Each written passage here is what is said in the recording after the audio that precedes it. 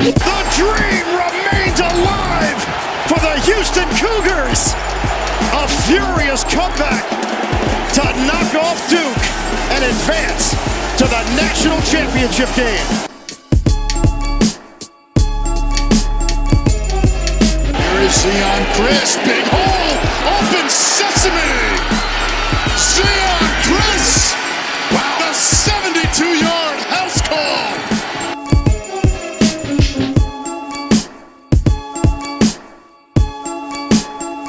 Stick it in your pipe and smoke it, baby. Yes!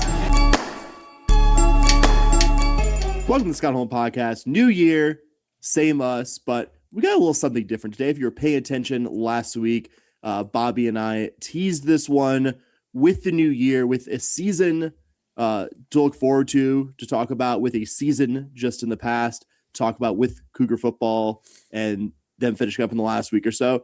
You might know this voice from several hundred episodes of the Scott Holm Podcast, our co-host emeritus, our very good friend, Dustin. Welcome back to the show, buddy. How you doing? Hey, thanks for having me. I'm doing great. Love being back here talking to you guys. Love that this podcast continues to chug along in my absence, and love having so much Cougar goings on, and love that this is happening right after I've gotten over like a month of like never quite getting over some like respiratory crap that I've been dealing with. So the perfect time where I can actually talk and breathe like a normal person for the most part. A good time to be coming up here talking to you guys. And Bobby, I guess you're here too, buddy. Yep, I do exist. How you doing, friend? I'm good, man. I'm good. It's weird doing this on a Monday. Like, my whole schedule was thrown off when we agreed on Monday because obviously we play Tech today as you're probably listening. But we were just kind of like, hey, we normally record on Tuesdays. Let's do that. And Dustin, to his absolute credit, was like, hey, man, we play Tech on Tuesday. And I was like, we do? Good call. I guess we'll go Monday. I mean, it's one of those, like, obviously, by, let's just say normal situation, it's just you and I recording. Like, obviously, I think by Saturday or Sunday, one of us would have been like, hey, maybe we should do this Monday. As we start working our notes, we'd be like, oh, yeah. shit. ever the procrastinators. Our 12th year of releasing a podcast of some kind. Not knock on wood between now and posting this, that it doesn't end up jinxing anything here. But good on you us, handle guys. Everything on the back end, so that's on you. Yeah, I think I can make it. Not 100%, but I think I'll get this. I'll get our 12th different year of a podcast out here. But some new exciting stuff to talk about, as I allude to, that we are going to get to. Going to mention, as I always do at the top, patreon.com/SH podcast if you would like to support the work that Bobby and I do. Recently released, among the many things that we do there, a 2026 Cougar football signing class breakdown that Bobby and I did. All of that, in addition to just supporting the work that we do financially and the cost it does in terms of time and money from both of what Bobby and I put into this show. If any of that sounds good to you, supporting the show, premium episodes, all that jazz, patreon.com/SH podcast.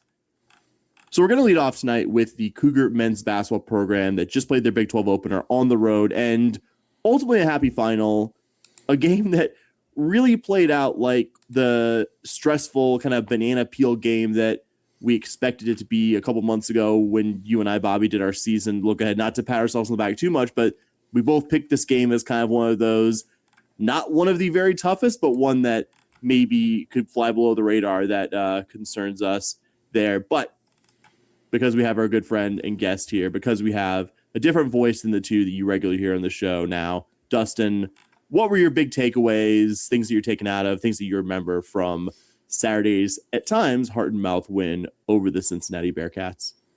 Yeah, I mean, I think first and foremost, any conference road win is a good road win. You guys kind of talked about it, that it's not, Cincinnati doesn't stand out on top of the list of the toughest places that Houston's going to play in Big 12 play, but they're a sneaky good team that is very, very capable of beating anybody on their day.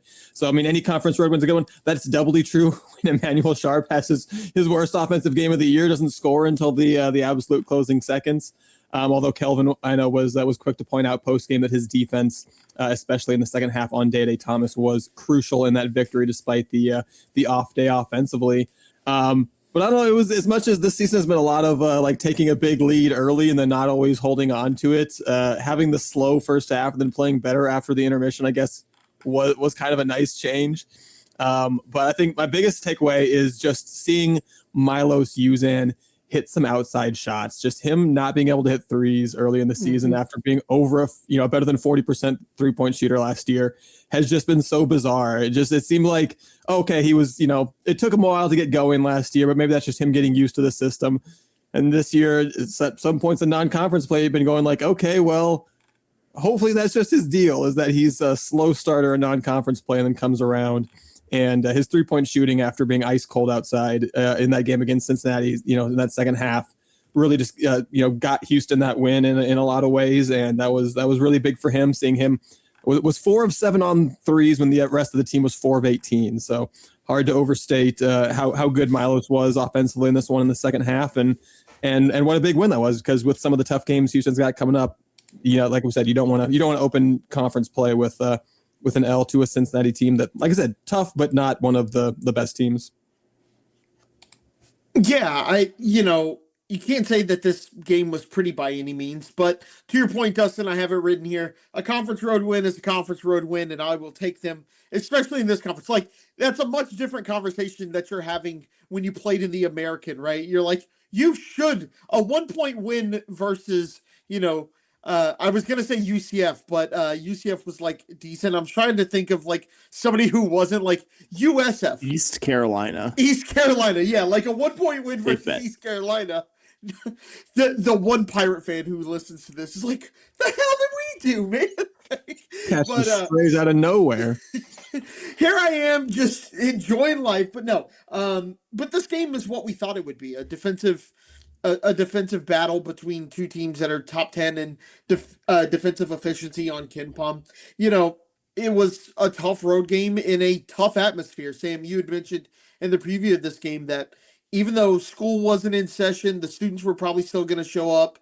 Their fans were going to be loud, and you really saw that kind of play out, even when Cincy was not scoring early. Right. Nobody scored early, but when Cincy was struggling, you saw their fans kind of giving it to the Cougs there. But the Cougs started out horrendous on offense. Luckily, Cincinnati was horrendously, however we want to say that, they were somehow worse than the Cougs were. But you saw everything you wanted to see defensively. I thought, to your point, Dustin, you looked better in the second half, which isn't something that we can say a lot. It was. I said this to Sam. There was something about the early misses, like Sharp missed hard off the backboard, like didn't even catch rim, and then like 2 possessions later, I think it was Kingston like airballed one. I may have that flipped, but they were like bad misses. Like I get misses, but like it rims out, you hit the rim, you short arm it, like. It was so bad that, like, I sent Sam a text. I was like, I'm not convinced that this rim isn't at, like, 10 foot 6 inches. Like, there's, like, D1 athletes, especially guys who shoot, like, Sharp and Kingston Flemings. Like, you were watching them miss floaters, like, the rim on floaters. I was like, something has to be going on here. Like, they weren't just normal misses. And sometimes you can account for, like, they played really good defense and they forced you to put up bad shots. No, these were good shots. They just didn't hit anything. So that was just kind of one of the funny things that I like. The first 10 minutes of the game, I was like, that's not. So what is happening here? Like, I feel like we've had a few of those this year. I swear, like the number of times I've heard an announcer say about a Houston offensive possession where we got the offensive rebound, the shot clock didn't reset. I swear I've heard the shot clock didn't reset 20 times this year. I don't know what's going on. We've had a lot of those.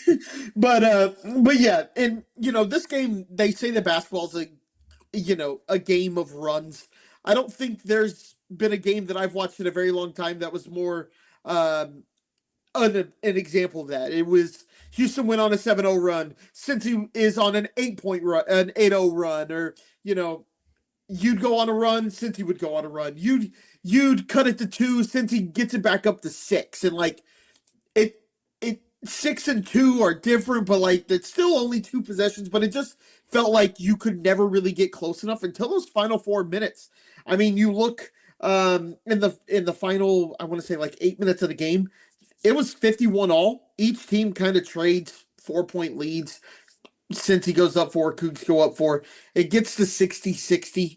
And then the last 4 minutes of the game, the Cougs shut them down and go on a 7-0 run to win 67-60. So, it felt like a game that you never felt settled in. And I've kind of noticed that with this team this year on road games, that it seems to take longer to kind of settle in than I've seen in other years with this Cougar team.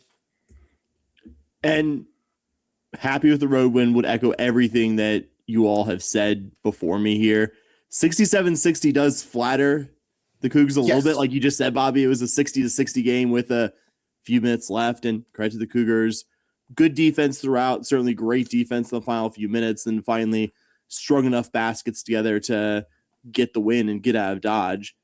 Individually, as they should, Kingston and Milos should get the most credit for helping win this basketball game. I think Kingston's best work came early in the game when the rest of the team was producing very little offensively. Not that Kingston was perfect offensively early in this one, but there were times this season where it almost felt like he was single-handedly keeping your opponent from pulling away, or at least pulling away more than they were able to do in the first half, which isn't to say that Kingston didn't contribute later, but when everybody else was struggling to make a shot, certainly when Milos, Uzan, and Manuel Sharp early on were struggling to make shots, I think that was when Kingston was at his best. As you said, Dustin, Milos, as rough as that first half was, only one made field goal, and I think him and Sharp were combined 1 of 10 from the field going into the half.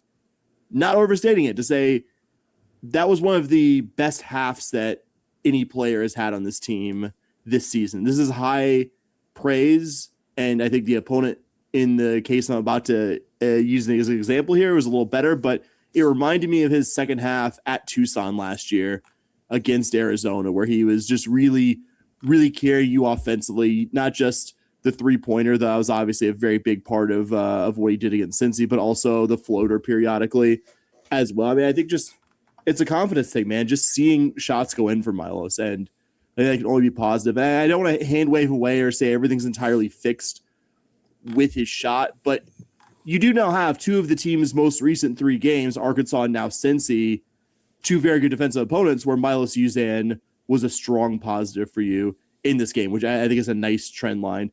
Won't have hand wave away Sharp struggles. We don't know how healthy he is, which is some pretty key information that none of us have here. Has to be a factor. He's not shooting like someone who's 100% healthy. We can all agree on that.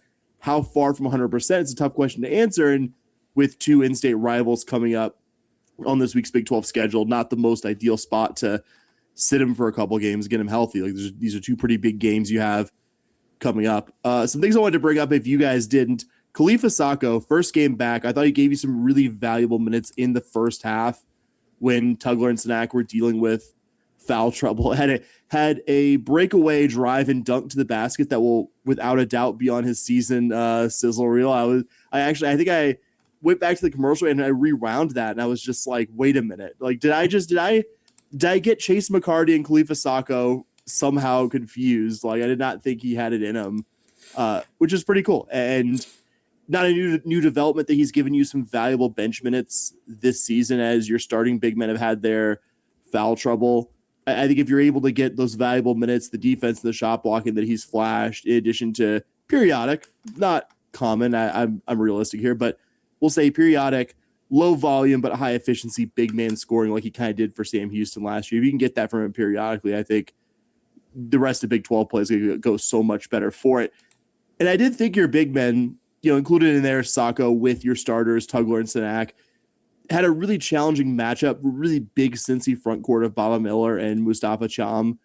And I thought they did a great job. 8 combined offensive boards against a Cincy team that we knew coming in was really, really good at keeping opponents off the glass. I think big ups to JoJo Tugler, fresh off wisdom tooth extraction, stayed out of foul trouble long enough to be on the floor late, and gave you a really classic JoJo scoring line. 8 points, 7 boards, 5 on the offensive end, 4 steals and 2 blocks.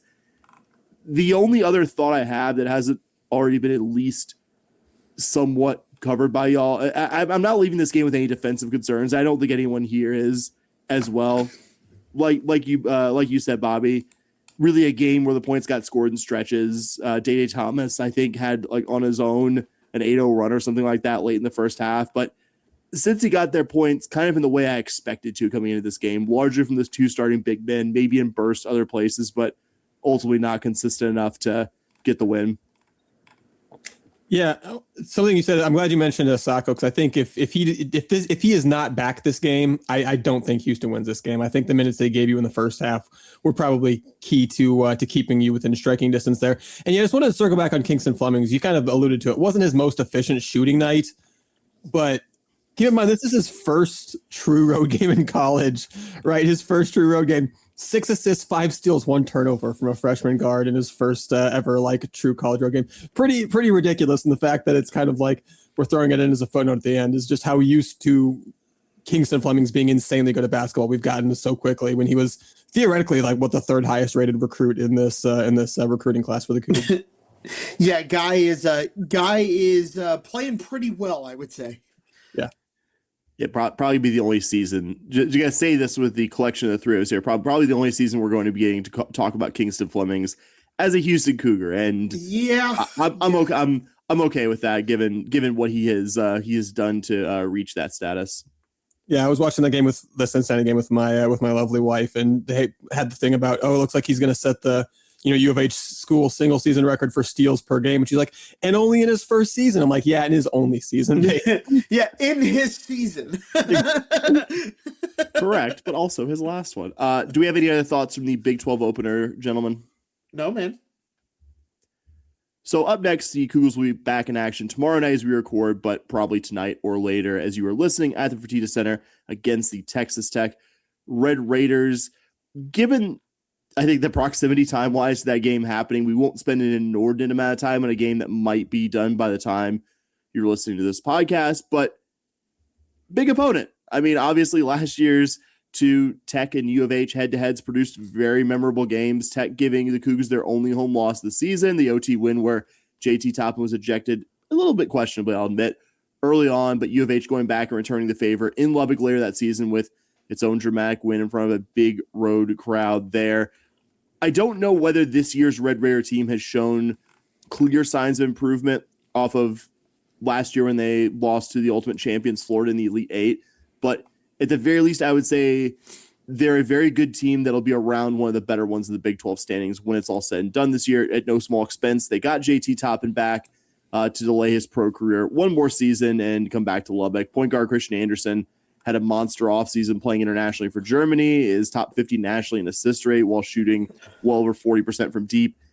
And Tech did have some struggles in non-conference against the very high-end opponents they faced, Purdue, Illinois, and Arkansas, their 3 losses, but they do have a loud, still fairly recent win at Madison Square Garden over Duke, which is still, as of recording, Duke's first loss of the season, so can't just say they've been bad against the good opponents.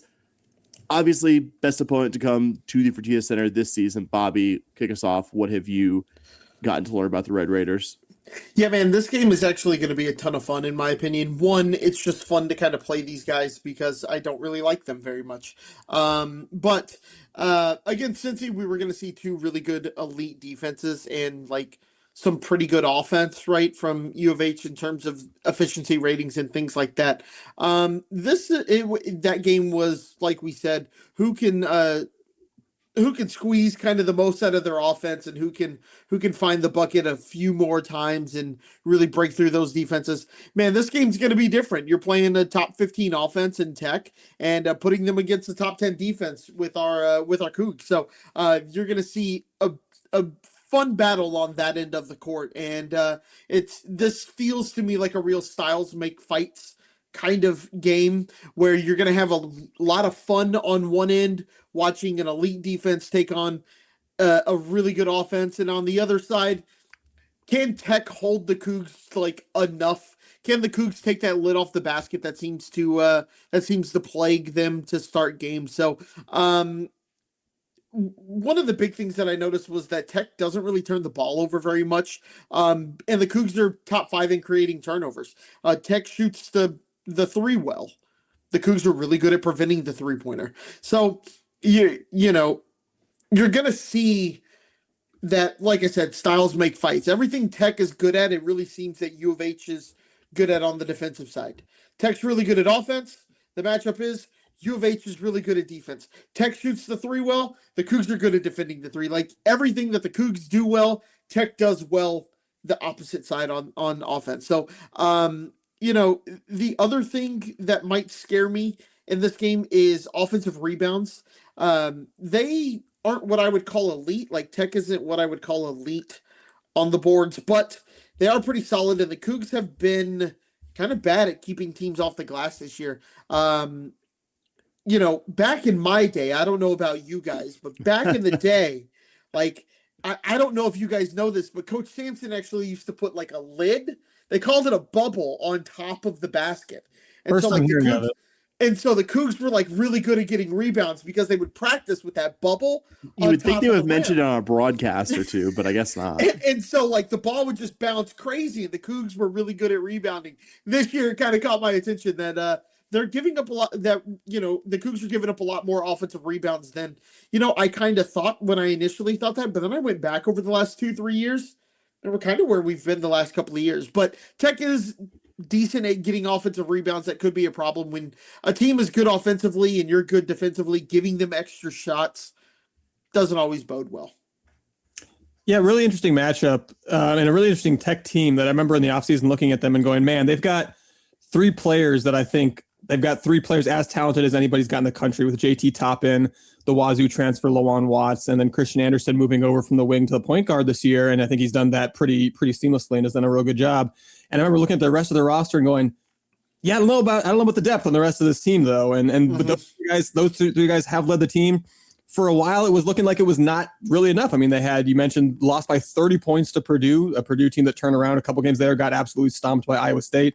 Even more damningly, maybe Texas Tech was trailing in the last 3 minutes and had to rally to beat Wyoming at home by 4 in the end of November. And I was just kind of looking, going, man, I guess these guys are not one of that top tier of teams that, because they were expected to be one of the top, handful of teams competing in the Big 12. But then, you cue that big comeback win over Duke. Had a dominant win over a pretty decent LSU team as well in December. And all of a sudden you go, okay, no, these guys are coming around. These guys are going to be giving teams a lot of trouble. And I think it's going to be really interesting seeing Houston's front court matchup. We just talked about just coming off that Cincinnati game and having the two big guys in Baba Miller and Mustafa Cham. Not nearly as much size for Texas Tech, who for the most part has been running the 6'9" Toppin at the 5 and the 6'6" Watts at the 4, which is just a kind of a smaller team than even an average team was, compared to the very tall team of Cincinnati that we just faced. But man, those guys are immensely talented, really good.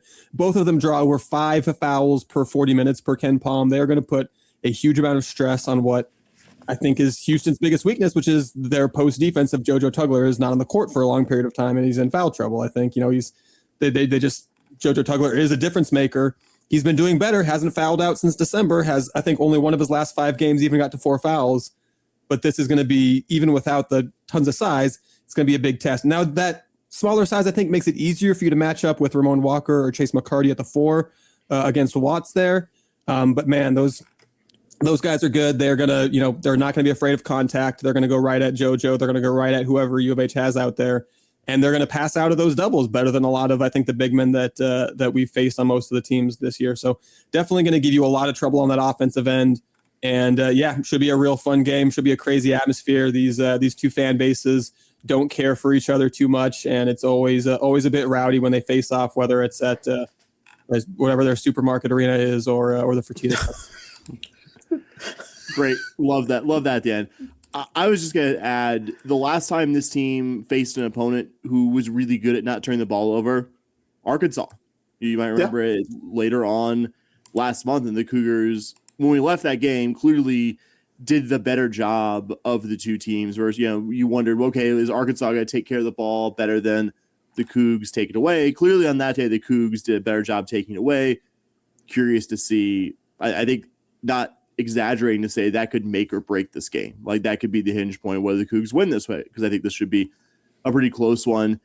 I don't hate, as a Cougar fan who has seen this team, like you guys, struggle to shoot a little bit, that Tech has some things there pretty decent at defensively, though nothing really outstanding. But they're not really a good interior defensive team. They're not really a great perimeter defensive team. They don't force a ton of turnovers.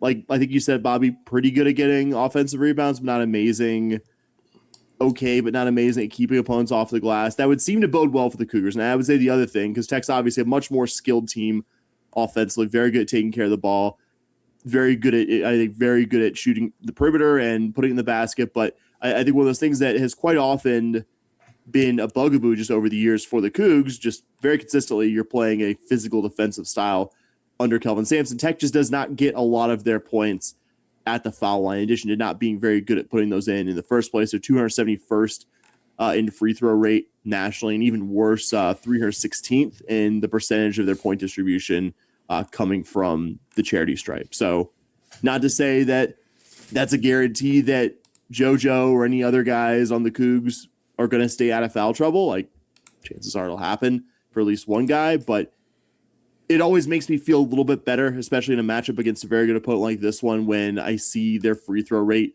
be pretty poor. When I see that when I go to KenPom, I see that little like bright green next to the free throw rate there, I'm like, oh man, this game's going to have like 40 foul calls unless I'm going to be just like screaming at my TV about that. In addition to, we'll just say this team doing many things well is not great at getting to the line themselves. So I think that's encouraging, and definitely not finishing with my most notable thing, because the only thing I'll add that despite there being a Hurley among this league's men's basketball coaches, and I will add the disclaimer that in no way am I advocating for actual sports-related violence here, but Texas Tech head coach Grant McCaslin has easily the most punchable face among this league's head coaches. That's my last Texas Tech thought for this episode.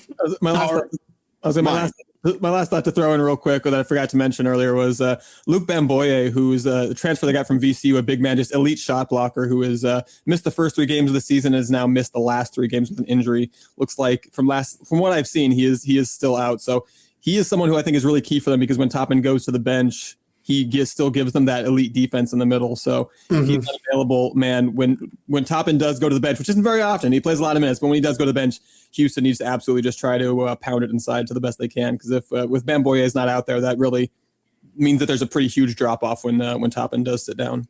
Definitely something to watch there. And this coming weekend, the Cougs will travel a couple hours and some change to the Northwest to take on the Baylor Bears, a team that I would say, while short on recent season national relevance, has certainly made themselves a story with one new program addition that I'm sure we're going to talk about here in talking about the Baylor Bears. I would normally throw it to our Waco expert when it comes to the Baylor Bears, my regular co-host here, 2 frames to the right of me on our little video thing. But Dustin, I'll change it up since you're here. You lead us off. Tell us what you think we should know about this year's Baylor men's basketball team. It's been an interesting. You see what's happening with him with the James Nagy addition. Of course, the formerly drafted G League veteran at this point, who is maybe pushing the bounds of who should be eligible in college basketball, causing all kinds of controversy. Without wading into all of that, just in terms of what it means on the court, I think it's interesting. I think from a 30,000 foot view, you might just see Baylor doing this and go, oh, wow, it's as, Baylor tends to have pretty solid teams, very talented teams. You may know about, Tunde Yesufu, the, likely lottery pick that they've got in this year's roster, and go, oh man, this is a stacked team adding a real ringer, right in conference play. It is not that. It's a lot more like a team that is getting absolutely pounded by injuries, that is desperately trying to find another body to help them get through the season, because especially in the front court, they are just really, really hurting for players, with a couple of guys that got injured before the season started. And notably, this is a team with a lot of work to do in Big 12 play if they're going to even get to the tournament, let alone think about making a run. They didn't really get any good wins in non-conference. They lost to a very not good Memphis team that I have not spent enough time this year appreciating how bad they are. They're 7-7. I just looked it up. It's delightful how mediocre Memphis is this year. Things you hate to see, buddy. Things you hate to see. Right. And then to talk about teams I love seeing not do well, Baylor opened up Big 12 play with a loss to TCU. And, oh, yeah, no big deal. They're going to have to host red-hot Iowa State before the Cougs come to town. So that's not to say there's nothing to like about this Baylor team. Despite playing 4 guards basically all season, they're somehow number 4 in the country in offensive rebounds, although they've surrendered a lot of offensive rebounds as well. They've got a ton of talented guards. Mentioned Yesufu, the freshman, likely to be a lottery pick. They shoot well. They don't turn it over. They hit the offensive glass. They do most of the things you like to see on offense. Defensively, a little bit more suspect. But, I think they've got a talented enough team to make it difficult for Houston. And I mean, Houston, I think, likes playing kind of relatively small, and I think Baylor's gonna, if anything, force them to go a little bit smaller even than they're used to, because of Baylor's been running such a small team all year, and maybe Najee's ready to play a little bit more minutes. I don't know, maybe changes that a little bit. But I think this is kind of like what you guys said about Cincinnati. This is a Baylor team that hasn't looked like quite up to that top level Big 12 team like we thought that maybe they would be that other people. I'm going to pat myself on the back. I was extremely skeptical of this team coming in, although they've had, like I said, the injuries that have made me look a little more prophetic than I really was. But even if this is a team that doesn't have the resume that, Arizona and Iowa State or even Texas Tech has put up this year, this is still a team that is very talented, a team that's going to be desperate for a win, a team that's going to be playing in front of an undoubtedly raucous crowd. So even more so than what we said with Cincinnati, or what you all said with Cincinnati, this is the absolute classic. If you could offer me a 1-point win, I will bite your arm off to take it from you for sure. Yeah, I think one of the more interesting things was I thought about going to this game, right? My parents live down there. I'm able to get down there. It wouldn't be too much. To your point about the crowd, though, Dustin, it's a noon tip-off.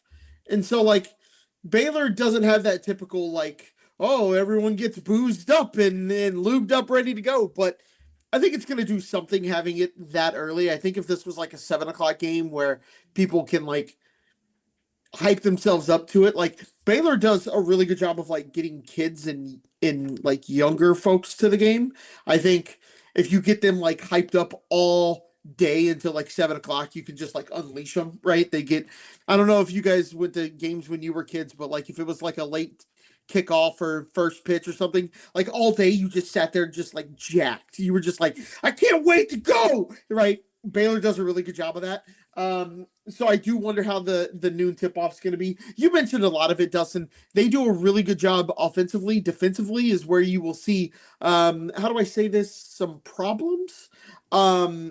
They aren't really good at many things defensively. They give up, they're 245th in the country in offensive rebound percentage.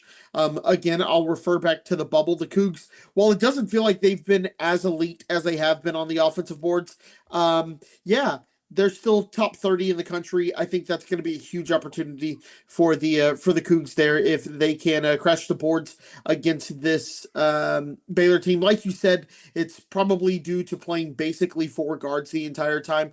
They don't really turn teams over, but the Cougs are really good at preventing it. Once again, it's going to be a lot like that Tech game where you have a really, really good offense going up a really, really good defense. And what happens on the other end is just kind of the bonus part. You're hoping that if this game gets into the high 60s or 70s, it could mean trouble for the Cougs. But to your point, Dustin, a 1-2 point win here is I think KenPom even has this as a 2-point game for the Cougs. KenPom even thinks this one's going to be pretty close. I kind of wish we knew how the Iowa State game, which you mentioned a bit ago, Dustin, we played on Wednesday night. I wish we knew how that one was going to go, because that's really the first time Baylor has seen an opponent at Foster Pavilion who's even roughly of U of H's profile. If you went down their opponents previously, the only best comparison, and that's heavy air quotes on best comparison that you can make between opponents they've seen at home and the Cougars, is University of Washington, who's about 40-something spots lower. So I think this week is going to be the first time Baylor's fans really see how that team at home at least stacks up against quality competition. And the problem, in the most general sense, it's been a pretty consistent problem for their program for most of their seasons since that 2021 national title. Very good offense, and then questionable, sometimes bad defense. They have a high projected draft pick in Tonde Yasufu, just as they did last year with VJ Edgecombe. I don't think he's 100% of the prospect that VJ Edgecombe is, but a guy I think you should hear his name called by maybe back half of the lottery.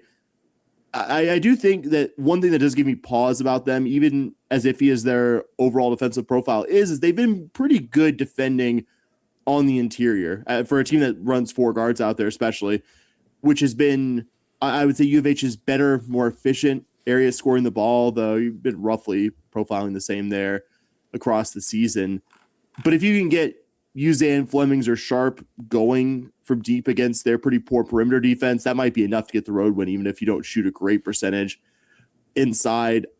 I feel James Najee playing for Baylor is a mild affront to the sport, though I will emphasize mild there. I don't believe it is a full-on affront, but I'm still curious how he looks by March, because in their opener against TCU, very much looked like a guy badly out of game shape, which makes sense because he didn't really play a lot of minutes for Barcelona, which is his most recent professional team, his most consistent professional team over his professional career. Notably, professional career as a professional basketball player, now apparently playing American college basketball. But that's not something that they're probably going to have fixed in a week's time between the TCU opener last weekend and the Cougs on Saturday. I mean, I'm curious how much improvement there is there, if any, but I don't know. Interesting matchup. I would be the third co-host here to say I will take a 1 or 2 point win from this one, though. I almost think, especially if Iowa State really, really handles Baylor, I think that's going to be, I almost would say at that point, if Iowa State really handles them, I kind of want to see us do something a little more convincing, but I'm not going to be mad about a 1 or 2 point win. I'll admit that. Yeah, I think that's a fair thing to say there. Like, if you do see them lose by 25 to Iowa State, you consider yourself more on the Iowa State level than you do on the Baylor level. And I agree with you. I'd rather see us get something closer to what Iowa State does. So while we have you here, Dustin, figured talk a little big picture Big 12 men's basketball this season to date. So far, I will say, I believe I've said this to you already, just personally as your friend, but your preseason Big 12 stuff was genuinely a really good guide for me as I kind of tried to make heads or tails early on, like who's returning what, I'm not gonna say I take my cue entirely from you opinion wise on there, but like when you say, yeah, like I have some questions about these guys, like, yeah, like I do wonder if this, I believe Baylor was a team you were skeptical. I do wonder like how Baylor starting from scratch is gonna get things figured out. So I would, I guess, try to make it too open-ended when I pass it to you, but I think what has the season so far? What has the season so far been as compared to maybe what you guessed it would be from this conference's men's basketball before the season started? Yeah, I think it's been, if anything, a little bit even stronger at the top than I expected going in. I thought Arizona and Iowa State were some very good teams, but I thought they were some very good teams with some notable potential flaws, and instead they've both looked like just absolute wrecking balls, both undefeated at this point, both ranked in the top 3 along with Michigan, a pretty clear top 3. It's wild that you have to, between Arizona, Iowa State, and Michigan, it's wild that if you're an AP voter, whoever, you have to put one of those teams at number 3 right now, given how unbelievably good they've all looked. Arizona just beating just a litany of talented teams, Michigan beating Gonzaga by 40 or whatever they did. Iowa State going to Purdue and beating them by 23 or whatever that was. Just some crazy performances from some of those teams. So, man, I keep remembering the bold predictions that we did when I was the only one who said Houston was going to win the Big 12 regular season again. And so I'm going, oh yeah, you know what? I kind of see where you guys were coming from on that one. I don't know if we did that one again today. I don't know if I would pick Houston to do that, which is not to say that Houston can't make a big run in the tournament, can't be the national champion. I think they absolutely can, but I just think, with so many good teams in the Big 12, it's going to take something incredible for any team that wins this conference. So really, really fun conference. I was kind of hoping to see maybe one team really make a move out of the bottom 8, because there was kind of that big projection preseason between the top 8 and the bottom 8 in the conference. And we've certainly seen some of the top 8 not quite play like the elite teams. Kansas has been kind of up and down, just took a loss to UCF to open conference play. Baylor, like we talked about, hasn't really, although that was something that I said that I thought that they were going to struggle a little bit, and they have. And I mean, maybe that's UCF. Maybe that is UCF coming on now with that win over Kansas. They had kind of no terrible losses, no great wins, non-conference play. Kind of, you can see what you want to out of it, but beating Kansas to open conference play certainly is a feather in their cap. And I mean, and this is the year I thought was kind of be Johnny Dawkins just kind of playing out the strand of his contract, and then maybe finally getting the boot for only really having that one good season with Taco Fall. But it's been an intriguing season all around. And I appreciate you saying those kind of words. I really had a lot of fun just doing that. I genuinely looked at every single player on a Big 12 men's basketball roster. Obviously not James Najee. We got some new ones coming in after the season started, but it has felt, it's been a lot of fun to just kind of have that much a base of knowledge and follow some Colorado basketball guys on Blue Sky and seeing them talk about how Barrington Hargress is just not getting enough help and being like, yeah, I knew that was going to happen. I wrote about that in the preseason. I projected that, but no, it's been a lot of fun and making me feel a lot more knowledgeable about the Big 12 and yeah, making me, especially like I said, knowing how what good teams Iowa State and Arizona have, given me some healthy respect for the rest of the Big 12. It's maybe a little bit easy to get over our skis and overconfident, or over my skis and overconfident, as I was the only one who was giving you guys a hard time about not picking the Cougars. But all of a sudden it's like, oh yeah, it is not going to be just our birthright to win the Big 12 every single season. We're not just going to start doing to this conference what Kansas had been doing to this conference for the majority of the 3 decades prior to us joining necessarily. So yeah, it's going to be a really fun Big 12 slate. And I think the maybe one of the things that I'm excited about in regards to how good the Big 12 is just that, coming off a season where you came one game short of winning the national championship and you've got the back-to-back Big 12 regular season titles, it's basically every game you feel like you have that, like, either we win or it's a disappointment thing, right? So I think the fact that you've got some tough games at Arizona, at Iowa State gives you the opportunity to actually like play as the underdog a couple of times, which I think is a good thing to have. And I think that's it's going to be good in the long run, whether you win those games or not. I think it's good to have that experience, and should be a wildly fun Big 12 season.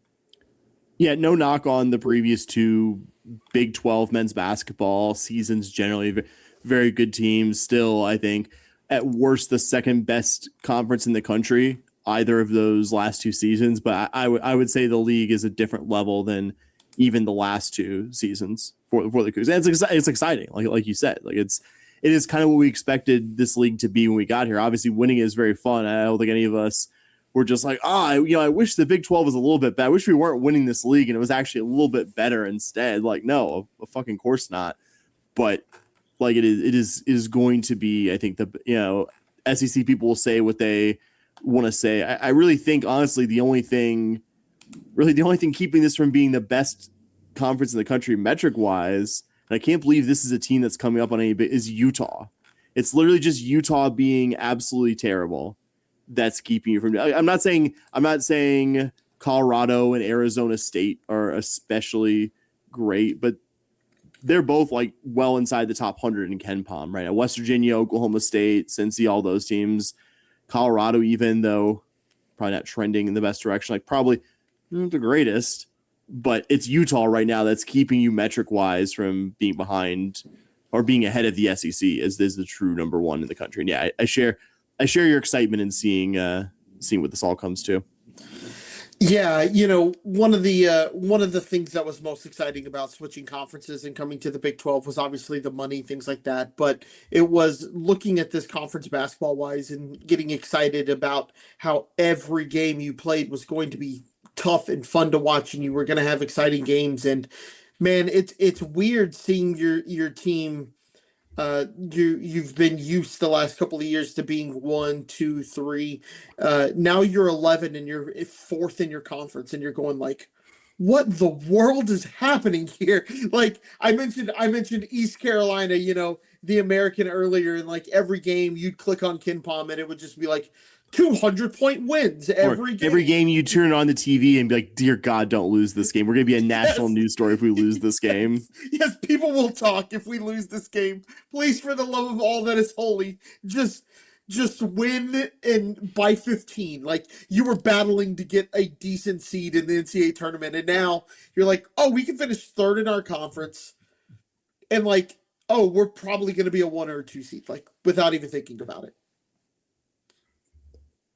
So we'll switch to football here. Plenty that's happened there since we last recorded, obviously with Dustin on here.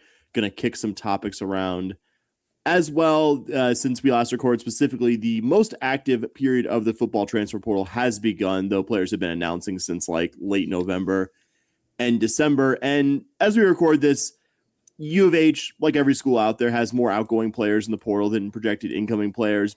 But you also don't need to be somebody inclined to U of H homerism, like the 3 of us are, to see a really exciting transfer class start to take shape for the football program. We'll hit on all the currently committed transfers, at least in passing, and the most notable players who have indicated they're leaving the program as well. But I will start by posing the same question to you both.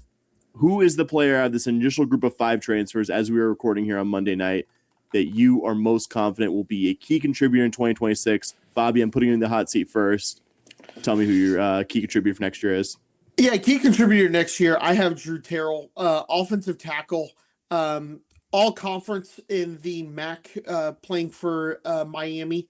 I refuse to call them Miami of Ohio because they are Miami. That is their name, just because they have OH next to them. That's who I'm most confident I believe they in. were first too, I believe. Yeah, I think they were. So that's who I think I love guys who come from a lower level, all conference players who then step up to a higher level. So that's who I have, just because you can always use offensive line help. We saw what this coaching staff did with a portal offensive line last year. And Terrell just seems like somebody who fits what this staff looks for, an experienced guy who's going to come in and fill that gap and just kind of keep holding off till the recruits that you have are till your high school guys are possibly ready to come in. Yeah, I'm excited about the offensive line as well. I would go with Shadre Hurst, though. Guy was a 2-time first-team All-American Athletic Conference selection with Tulane. I guess one-time All-American Athletic Conference and one-time All-American Conference, right? Didn't they? They did. No, they're just called the American. It's the American. It's the American. It's the American. You're right. It is one AAC, one AC, I guess. Yeah, such a successful I rebrand. thought it was just the American now, because everyone was talking about they're all American and people were going, it's all American conference. I don't think they call it's the branding. They definitely took out athletic. I know that much. Thankfully, they did do that. All intimately familiar with that, not needing to be, I guess. Anyway, I think very notable, not only to get a guy who is that obviously talented to be a 2-time first-team all-conference selection, was reading at least a little bit about, the other option besides the portal was the NFL draft. But I mean, he had 1 year with Fritz, and I think it was his freshman year where he didn't start the season as a starter, but ended as a starter and ended up getting freshman All-American. But then his last 2 years, when he was all first-team All-AAC, that wasn't under Fritz. That was under on John Summerall, who went to Florida. And from everything I read, it sure seemed like Florida fans thought they were going to get this guy and were excited about getting this guy as a big piece of rebuilding their offensive line. And instead, he follows Fritz to Houston. And yeah, it's hard. Yeah, you don't take a guy who's 2-time first team all, best conference outside of the P4 and not start that guy, not have that guy be a key contributor on your line. I agree with you. I think Terrell's going to be there as well. And getting those 2 guys in, as well as Alvin Ebisele back, Mackenzie Agnello back, I think that's 4 pretty solid starters right there. I think we're, maybe 1 or 2 portal additions away from having potentially on paper, at least, the best offensive line that we've had in a good long while. Cougs also did add Hayden Wright from Northwestern, also an offensive lineman today, although he just redshirted his first year out of high school. So maybe not a rotation piece right away there. But yeah, just the 4 guys we've got seems like a real strong 4. Obviously, you need a couple more than that for an offensive line. But yeah, bringing in Shadre Hurst, that is just the quality of player Houston has not been able to get on the offensive line in the transfer portal, as long as the transfer portal has kind of been what it is. It's just one of those things every year. It's like, well, everybody wants offensive linemen. So a guy who's 2-time all first team all AC, I'm sure Florida wasn't the only SEC team coming after him. So to get a guy like that to come to U of H, huge get in the portal. And hopefully that portends, an offense next year that is actually succeeding because of its offensive line, perhaps, and not in spite of it.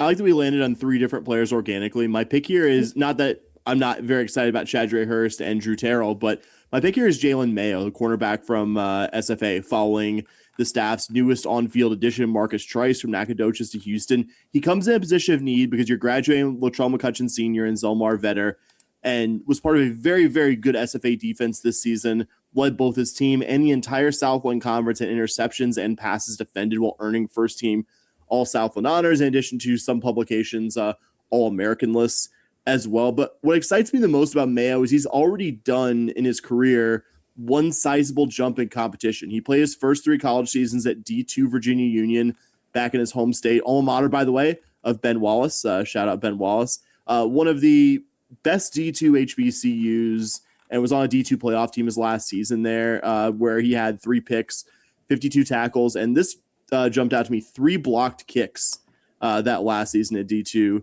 as well as a consistent willing tackler at a position where you'd really like to have a cornerback who's not just a great cover guy, but a guy who's willing to throw his body out there and, does a good job separating the ball from his opponents as well. Back-to-back 3+ interception seasons. Obviously not a guarantee. It translates from the FCS to a higher level Division I FBS conference the way it did going from Virginia Union to SFA.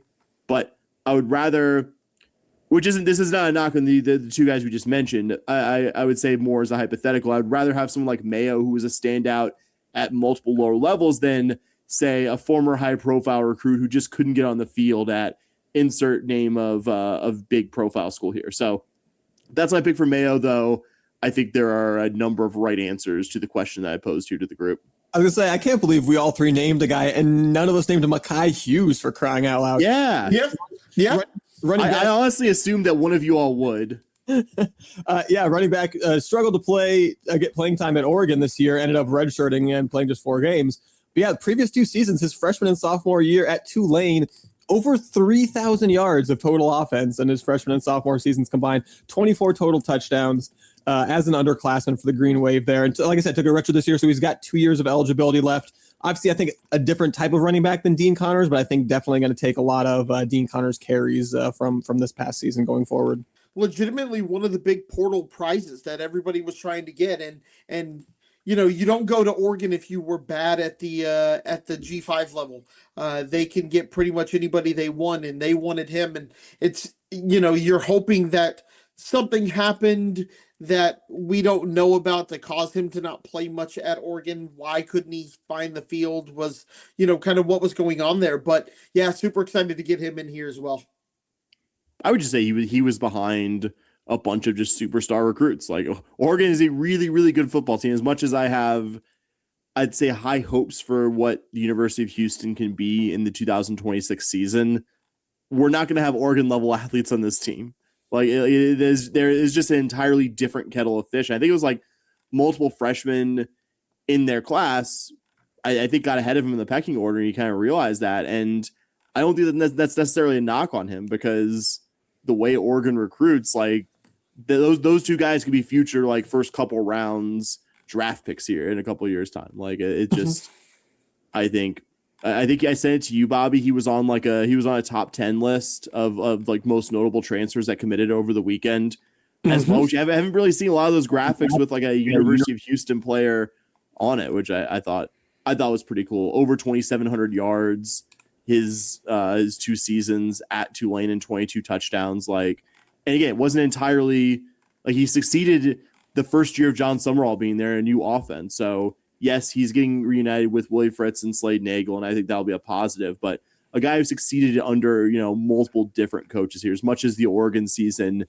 didn't go great for him, I think you can't be anything if you're a Cougar fan, but really excited about the possibility of Makai Hughes to go along with DJ Butler, who I think flashed more stuff than we realize is kind of Dean Connors number 2 for the back half of the season, and Rashawn Sanford, who missed this season hurt, and I think showed some promise 2 seasons ago now for you. So yeah, I know it's kind of crazy we didn't mention him there, but I don't think it's any lack of us being very excited about that guy being part of the skill group there.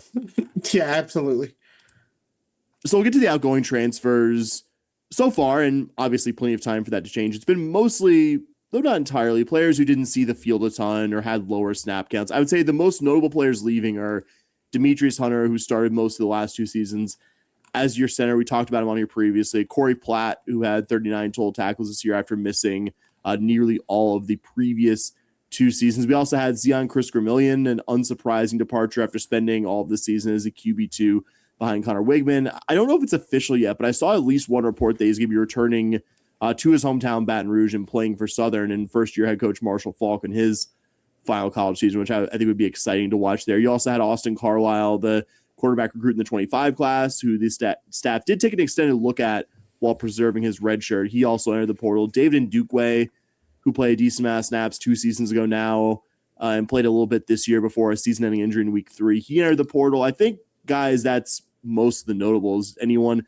I miss here, and any thoughts about any of the outgoings? No, I think you hit the big ones. I think the only one for me that really bums me out was like Pancake Connor on the offensive line. I would have liked to keep him around. we talked about the 4 guys in the offensive line. I think if you keep Hunter around, you pretty much have your starting 5 right there, and it's a starting 5 I'd feel pretty good about going into next year. So as it is, I think you maybe, like I said, need to find 1 or 2 more guys that are ready to step into big roles right away on that line. But for the most part, I mean, just the ratio of guys already committed to come back to next year to guys that you actually were going to miss that left in the portal is very, very good for Houston. It's very, very good compared to the rest of the Big 12. It's very, very good compared to the rest of the country. Would have loved to keep Austin Carlisle around. Seems like an incredibly talented dude in another universe where he gets more of a shot at some point of becoming the guy for Houston. That would have been really exciting. But what are you going to do? Connor Wegman's coming back in front of you. Keyshawn Henderson's coming up behind you. It just wouldn't have made any sense for him to personally to stick around. So certainly, no bad feelings for him. Hope he is successful going forward, even though it's kind of a bummer to see someone with that much promise going out. But yeah, and on the whole, I mean, this is, like I said, it's not like there's 0 guys here would love to have back. Would love to have, Hunter and Dukwe, maybe Corey Platt coming back. But compared to the number of guys that you got that are committed to returning, I mean, you got to be excited about the lack of, big impact players leaving via the portal so far. Yeah, I think that was my big thing is you didn't have major impact guys. I think to Dustin's point, I think the one that you were most kind of disappointed left was going to be Pancake Hunter. I like the Corey Platt story, just a kind of a good story to see him kind of battle back and do that and come back to the field after those back-to-back injuries. Would have loved to have seen what he can do with the Cougs, but also he'll probably get more playing time somewhere else and try to, he showed a lot on the field. Maybe he goes to a G5 level and someone takes a flyer on him in the 6th and 7th round if he hits the field a little bit more. So totally understand. I'm not going to say the offensive line's problems this year were all or even like mostly Pancake Hunter, but I also have no problem rolling the dice and seeing if you could find someone, at least in pass pro, man, who's like a little bit better than him. But again, like I will say, very consistent snapper, like started like for 2 seasons for all the offensive line. But that I know, but you're laughing as that sounds like a backhanded compliment. But like there have been many years where like U of H just, one of our bad offensive lines just didn't have a guy who can snap. And like that part, for any complaints I have, like I don't remember very many bad snaps to Wigman this year and really Zion or Donovan Smith the year before. So I'll give him that. I don't want to make this entirely me criticizing the guy, but I don't know. I'm also fine with seeing if you can get somebody who's maybe a little bit better in the portal. I think you and I said it, Bobby. I would be not shocked, but mildly surprised if he's not having to go down a level to play and be like a established starter somewhere. Yeah, I agree. We figured, and you mentioned it a second ago, Dustin, we figured while we had you here, any thoughts you have on the 26 recruiting class? Obviously, chief among them, the at least one service's number 1 player in the entire country, Keyshawn Henderson, the biggest recruit in the many years that we've been following this program. Any thoughts you would like to have while you're in front of the microphone with us on that class, Keyshawn Henderson, anything covering those topics? No, Keyshawn who? I don't know. No. Yeah, no, it's very exciting. As much as this football season on the field felt like something close to a best case scenario. Obviously, our preseason predictions was 7 or 8 wins, and we thought we were being very optimistic because the Vegas line was 5.5, and obviously got to 9 in the regular season, 10 with the bowl win. So I think you really wanted to see proof of concept for Willie Fritz this year and kind of just see that he's still got that year 2 magic where everywhere he goes, they're real good in year 2. And we saw that. We saw this team take a big step forward. I think given, from where we were the year before he got there to where we were this year is about as much turning around a team as you can do in 2 years, unless you're at, a program with just stupid money or whatever. But that's the point, is Houston doesn't have stupid money. They don't have SEC money. They don't have Big Ten money. We don't have BYU Mormon money cannon money. Yeah. We don't have that. We don't have Texas Tech oil money cannon money. We're kind of having to do a little bit more with a little bit less at this school, especially in football right now. And, Houston put out a really good graphic after the season. The Cougars had 8 guys who went from G5 to Houston and got all conference honors of some variety, which was the most players that any school had go from a G5 to a P4 and get all conference honors. And that's kind of the Houston recipe for success, right? The recipe for success is finding those guys at those lower levels, like hopefully Shadre Hurst, hopefully like Drew Terrell, and turning them into Big 12 all conference guys. And you do that plus I think what we've seen is like we said, we saw proof of concept this year that allows you to recruit at a higher level when you're not just pitching them on a vision, when you're pitching them on some actual on-field results. I think that's only going to help. And then if you can pair that with, you're not going to bring in 10, 15, 24-star guys in your high school class, but if you can bring in a handful of guys that you really think are going to be difference makers, and Keyshawn Henderson certainly fits that bill. Paris Melvin, in a year in which we don't have Keyshawn Henderson, we're all probably losing our minds way more than we are about Paris Melvin. He's going to be, I think, really exciting next year. And we've seen Willie Fritz's ability over the years to take some of those, 3-star guys and develop them and then turn them into starters years down the line. So I think the longer that Willie Fritz is here, the more we're going to see, kind of like Bobby said with the offensive line, where hopefully you don't have to find 3 or 4 guys in the offensive line portal every year because you just got some guys coming up that you've recruited well and you've developed well at that position. And I think overall, Willie Fritz has shown that he can do that. So, as much as it was impressive to hit on as many guys in the portal as we did this year, hopefully you don't have to hit on quite so many if you've got more guys coming through your system that you really believe in. But there's no reason not to. Every year going forward is going to be to some extent both the high school and the portal. You're never gonna lose that entirely the way that college football has gone. So, just in terms of both the football season that was and the recruiting, I think it's hard to imagine Willie Fritz doing much more than he did in terms of both on the field results and in terms of what he's done in the portal, what he's done with the local high school kids. Does that mean that this is as good as it's ever going to get? No, I think that's what's so exciting is that he has the ability to, keep doing a little bit better and a little bit better once you keep showing more and more proof of concept. But yeah, in terms of over the last 12 months, I don't honestly have no idea what else a Houston fan could possibly have asked for from Willie Fritz. And I'm glad that whatever it is that makes, athletic directors at SEC and Big Ten schools not like this guy, I hope it continues because with as many jobs as were open this year, it's kind of remarkable that as good a job as he's done that no one even seems to be sniffing around him. So couldn't be really happier right now as a Cougar football fan with what Willie Fritz is doing. Yes, long may that specific trend or blind spot or whatever you want to call it from the various big moneyed schools athletic directors continue. Anything makes me a little worried that it's gonna. Yeah, anything makes me worried that they're like, Whittingham now at Michigan too. Just like there's like this. Wait a minute, we need to be hiring old guys like the same way that, wait a minute, we need to be hiring American Athletic Conference coaches. Wait a minute, we need to be hiring like the hot young assistant from this. Like everyone's chasing trends, and I hope we're not. I hope we're not about to be at the middle of a hire old guys trend. That's when you want to like tell the others you're showing Fritz like, look at all the gray. He looks so much older than everyone else. He's so old. He may die. Like he's so old. Like you're just like he's an incredible coach. Incredible coach. Very grandfatherly. Constantly leaking to the press. He's got 3 years left most, and then he's retiring. He is 1 foot in the retirement. Yeah. We heard he's doing it next year. You don't want to hire him. We figured while we had you here, Dustin, we'd kick around at least a few questions about the now completed Cougar football season. Now that we're all here after the football season, we'll ask this one of you first, but obviously we'll give our answers to it here. What's the 2025 season moment that you believe that when someone says to you 2025 Cougar football season, it's the positive memory that immediately comes to mind for you from this season?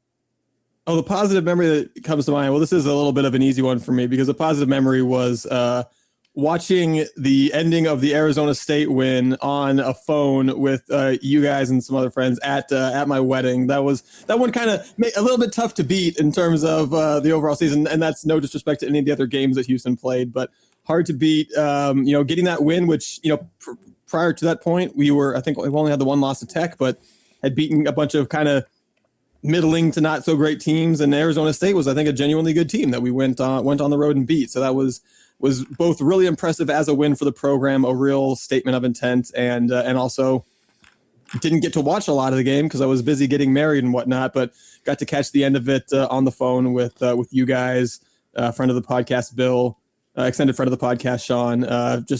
Great memory that I will carry with me for the rest of my life, and certainly one of the top moments of the season, along with beating Baylor, because I always love beating Baylor. That is always a beautiful, wonderful, lovely thing. So close second with the Baylor win, but yeah, I got to go with Arizona State.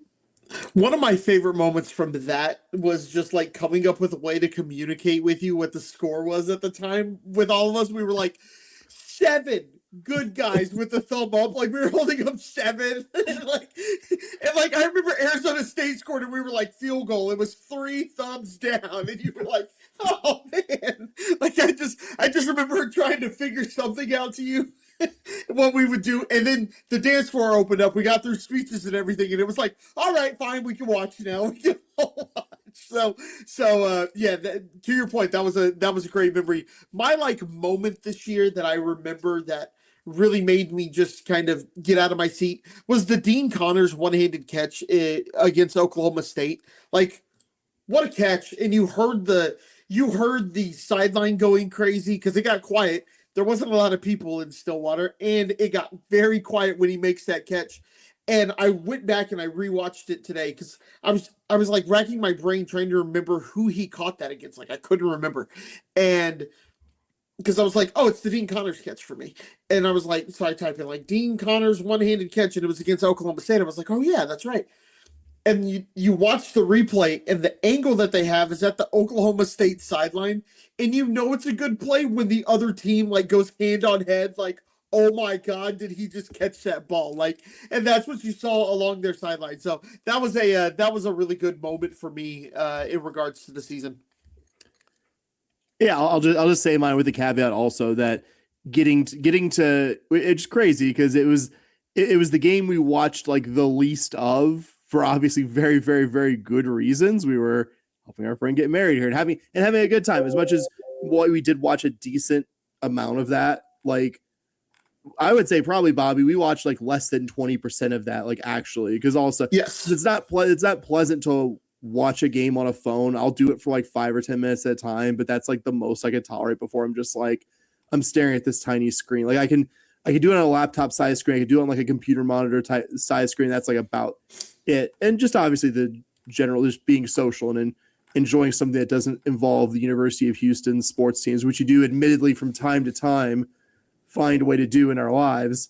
But that was an incredible night. I can't think of too many better, but I will say getting to see the Cougs get the 10th win to cap off the season, just being there at the Texas Bowl with my dad, that was really awesome. It was my one chance to see this team in the flesh this season, and it was a really good one. It was a little, like a lot of things with the 2025 Cougar football season, it was a little more stressful than it felt like it needed to be at times, but ultimately it was a happy result and one more chance to see a team that was really good at winning football games. Wasn't always easy. It wasn't the most talented team, but we haven't seen too many tougher, just more with the will to win kind of football teams in the 20-ish years that we've all been fans here than the one this season. It was cool to see that last one with my dad, get dinner in Houston beforehand, something I don't get to do very often, and go to the game. So that was really cool. I think that's going to be one of those things that sticks with me about this season many, many years in the future, even though there are many other very good memories. So I'll ask you this one first, Bobby. What was the moment during the season where you first started believing this team could be pretty good? I think was the Colorado game. Not that Colorado was particularly good, in the season. They finished, I believe, 3-9 off the top of my head. I looked it up earlier. I believe so, yeah. They finished 3-9. So really, looking back, it doesn't look like a win that really sets the tone for the program. But going into that game, it was kind of your first real test. It was a Big 12 game. And you never felt like that game was really in doubt. There may have been some moments, but you win that game by 16, and you just kind of start to believe a little bit more in this team than, we headed into the season. I don't want to say skeptical, but it felt like that 6-7 win thing was something that was probably what we all thought. I think we all took over on the amount of wins, but 6-7, something like that kind of felt like where we were going to be. And through that one, you are through three games, you're 3-0, and then you start to believe a little bit, right? I remember in the preview, I told Sam we can finish. You start the season 3-0, and who knows what could happen from there because you play an Oklahoma State team that's not going to be very good. You play a Oregon State team that's not very good. You could start you could start 5-0, but really, if you can start that 4-1, you're looking really good to make a bowl game. You got to steal a couple of Big 12 games, but then you went in and you just kind of dominated Cincinnati. You just went in and dominated Colorado. You were kind of like, okay, that 5-0 is possible. What else is possible with this team? And we saw it with 10 wins. So that was kind of the point in the season that I was like, this team could be better than the 6 wins that I think we will get. I think this team will go bowling, but how will it look? How will they look in Big 12 play? That Colorado game kind of gave me the okay.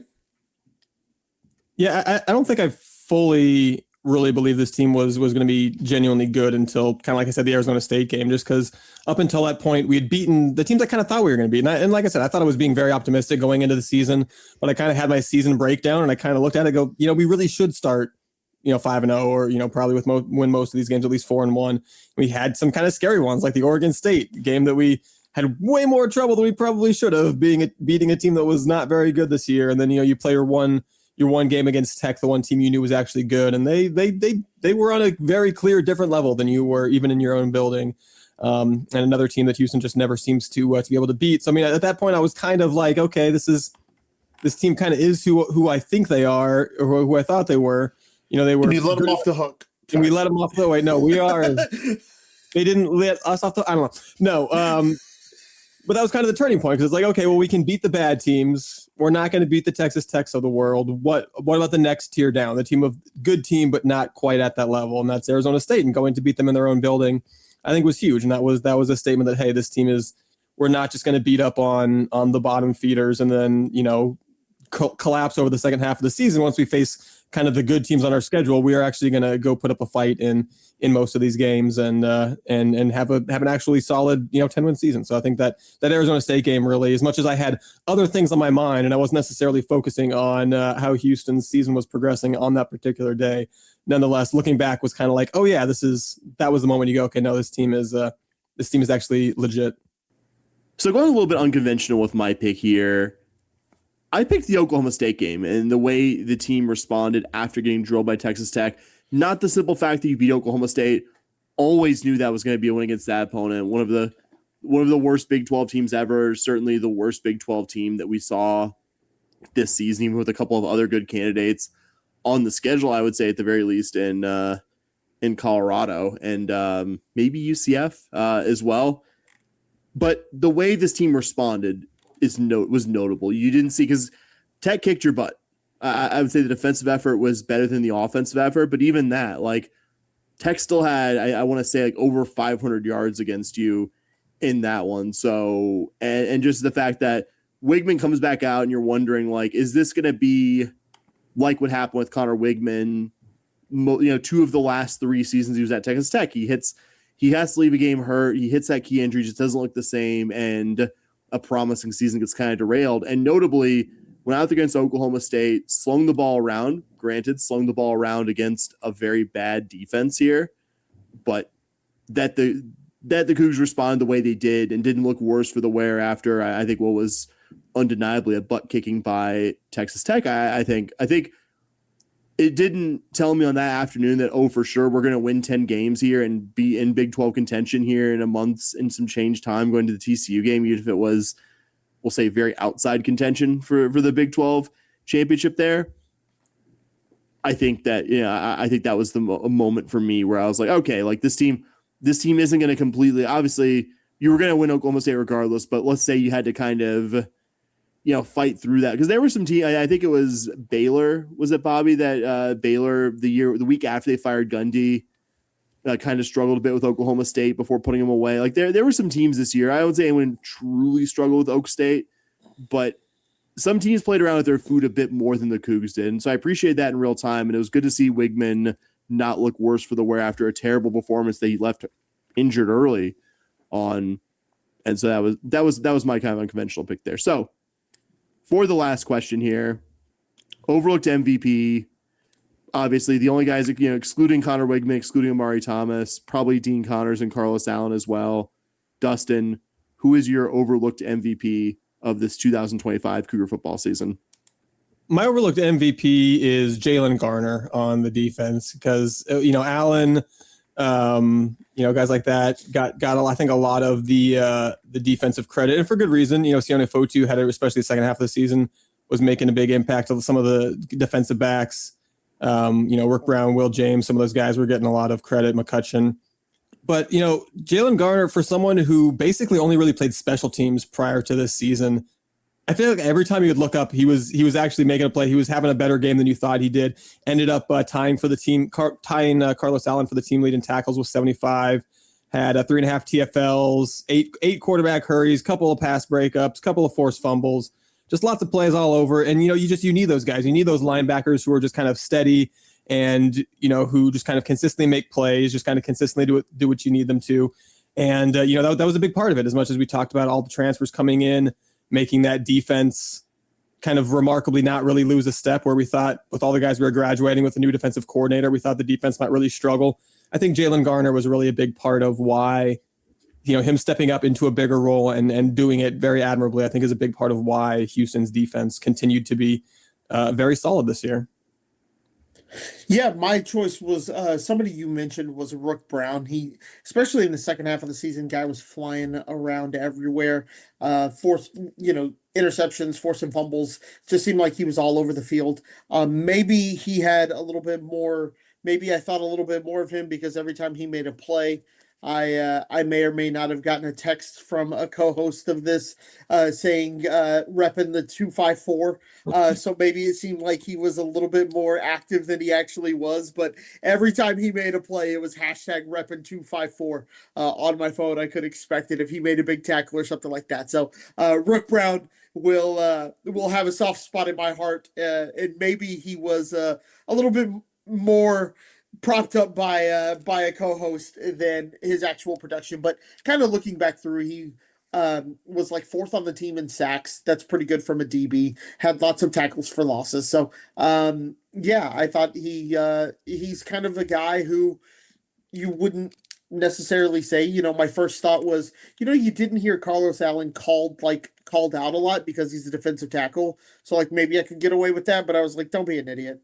You got to choose somebody else. You can't choose the best. Arguably, and he did get his name called out a lot. Especially for the position he played. Yeah. So I'm going with Rick Brown because, like I said, just seemed like he was everywhere, especially in the second half of the season in Big 12 play. My stupid bit texting you that every time he did some aside, I do think he had disproportionate number of like the big impact, like turnover kind of plays from the Cougar defense this year came from Rook Brown. I think a fantastic 1 year that you got out of him coming from Wyoming and playing his first season of like large conference football. I think gave you everything you would have wanted for him coming out of the portal last cycle. My pick is on the offensive line, which hasn't always been, even this season, as it's been improved over the previous season, the best unit.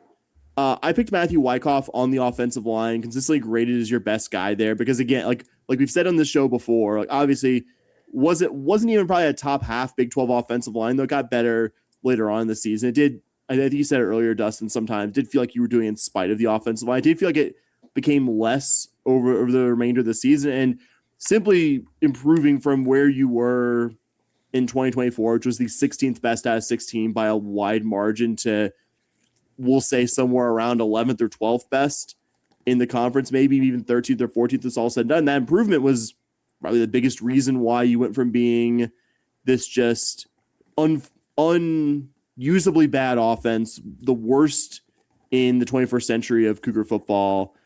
And I'm giving it to Matthew Wyckoff specifically as the highest graded guy on a group whose improvement, I think a lot of the good things that happened this season hinged on, which it did. Obviously, we would like 2026 to make 2025 look like a much worse offensive line than the coming year, but it was much improved. I think even the most skeptical Cougar would agree with that now, seeing the season in full. So hence my pick here. So our last topic tonight, before we go on this subject, I say not topic because it's part of the same topic, but the last thing we're gonna kick around here tonight between the two of us about the Cougar football season that was time capsule. As bold or not bold as you want. I think I went reasonably bold on mine. We'll say it was like a 5 out of 10 on the boldness. Dustin, what is your time capsule prediction for Houston Cougar football in 2026 here on the date of January 5th with the most possibility of it being wrong or outdated that it could possibly be? All right, my time capsule prediction for next season. I kind of hinted at it earlier a little bit, but the freshman that everybody is excited about at next year by the end of the year, who has had the best, most impactful, exciting freshman season, is not Keyshawn Henderson. It is Paris Melvin Jr. I think that's no lack of excitement or faith in Keyshawn Henderson to have a good career, but I think we may see a little bit more of kind of the plus version of what Austin Carlisle did, where he's behind Connor Wegman and you're finding some ways to get him on the field because you have to, because it's Keyshawn Henderson. But, I think ultimately he is going to be your backup quarterback, which is someone who you ideally don't want to see too much of on the field, where, Willie Fritz seems very excited talking about Melvin being a potential three-way player, offense, defense, and special teams. I think Paris Melvin's going to have he's going to return a kick or two for a score this year. And I think he's going to have at least a couple of big plays on offense. I think he's going to have at least a couple of big plays on defense. And I think at the end of the year, instead of all going, man, thank goodness we signed Keyshawn Henderson, we're going to be talking about, wow, I can't believe we got our hands on Travis Hunter 2.0, AKA Paris Melvin Jr. That's my time capsule prediction for next season. Love it. Bobby? Well, you guys know when it comes to hot takes, I'm going like a 9 out of 10. The Cougs, I don't know if this is exactly a 9 out of 10, but the Cougs will be in Arlington next year. I don't know if they will be, regular season conference champions or anything like that, but you just kind of look at the other teams in the conference. Who are you going to compete with next year? Obviously, Texas Tech. I'm not a big believer in Sorsby. Sam and I have had that discussion. But I still think that Texas Tech is going to be good everywhere else. They're going to run it back like they did this year with being excellent everywhere except for quarterback.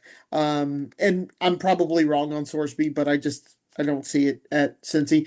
You look at the other teams that you would consider teams that were going to be contenders heading into next year.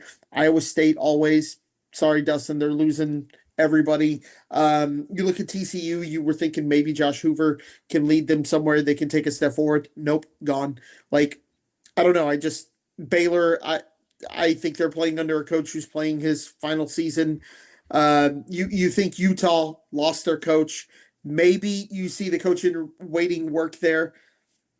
That's kind of a toss-up, right? So I don't really see a second team besides the Cougs who have the continuity that you just kind of see. Maybe BYU with their freshman quarterback, but we've seen freshman quarterbacks not do as well their sophomore year because people get tape on them and do things like that. So my take is that the Cougs will be in Arlington. I don't necessarily 100% believe it'll be a regular season title, but I do think they will be in Arlington. I would say it's an endorsement of how well this team did this season and what you're bringing back. Kind of like you said, that I would say your take's like 8 out of 10 boldness, not a lack of boldness on your part, but more of an endorsement of Cougar football. I don't think I went as bold as either of y'all, but this is something that's never happened before. First back-to-back double-digit win seasons in school history. I think truly contending for the Big 12 title and making it to Arlington, it's doable. Not a given. I don't know if I'm 100% there the way, Bobby, you seem to be. But I also don't believe U of H is going to be a tier below where they were this season. I think you will still be among the better Big 12 programs. And I think repeating as double-digit winners with what you have coming back, what the rest of the league looks like, a pretty easy projected non-conference schedule as well. I think at least 9 regular season wins and a bowl win is very possible for that season. So maybe not as bold as you two, but going with double-digit Cougar wins for. And I double-checked this because I was like, I had sort of in the back of my mind. I was like, I don't think this program's ever won back 10+ games back-to-back seasons, but I still went to CFB reference and just like went through all of the seasons they have just to make sure, and just like, dang, we really don't ever follow up those seasons with a really good, even before our time following it. So Willie Fritz finally brings a level of consistency to this program, even with its many highs. Hasn't been able to necessarily capture over its history. Man, I gotta say, as you said it, I went to FBS schedules and just kind of looked at what the schedule next year looks like to kind of refresh. You be in Statesboro in September 26th? Yeah, I'll be there. But you just kind of look around, and I think if you are competing, if you're close to a 10-win team, you are competing for the Big 12 title.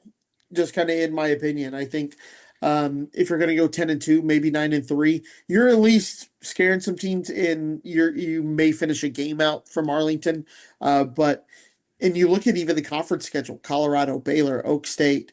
I think Oak State's going to be better this year, right? With the North Texas becoming the Oklahoma State mean green up there, but you got Cincy, UCF. Yeah, I could see 10 wins getting you to Arlington as well. So,